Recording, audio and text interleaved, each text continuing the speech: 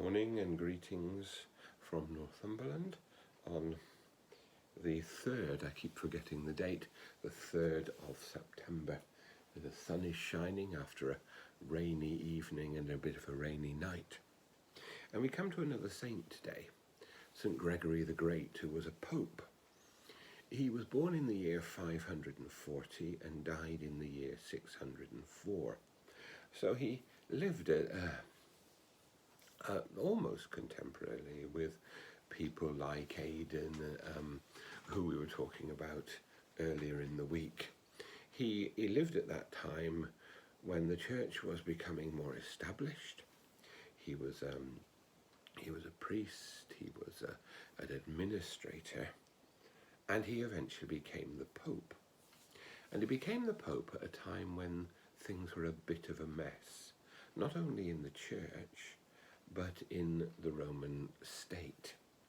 Things were in all over the place and very disorganized. And he brought his skills of organization and administration to that task. But they were coupled with profound scholarship and a pastoral heart. And it could be said that Pope Gregory, who's always called St. Gregory the Great, set the tone for Europe for the following centuries.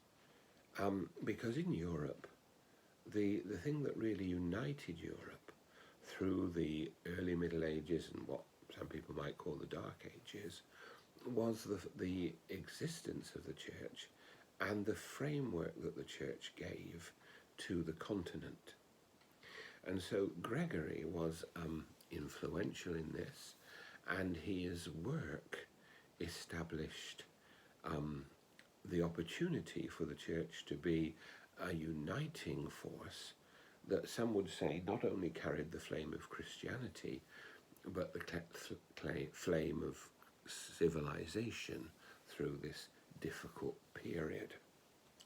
He also has an influence on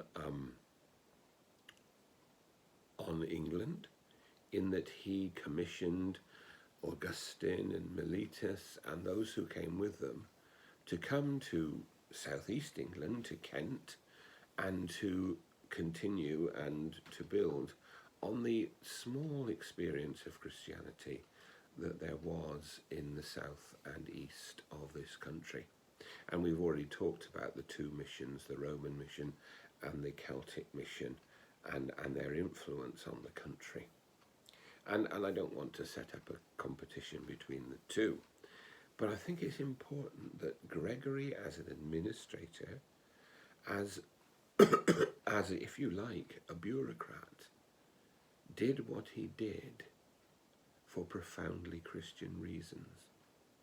The gospel today is about Jesus telling the disciples to cast their net into the sea and to harvest a great crop of fish.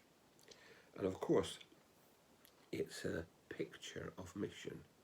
You could think of the church as the net and each individual as a Christian person in it, and the church being enveloping these people and bringing them into the fold of the church, mixing my metaphors.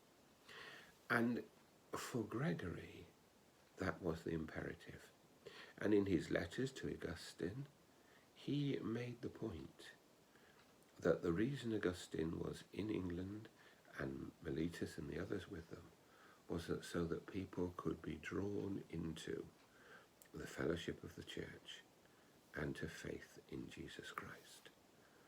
May God bless us today as we seek to live out that faith and that love of God in our lives.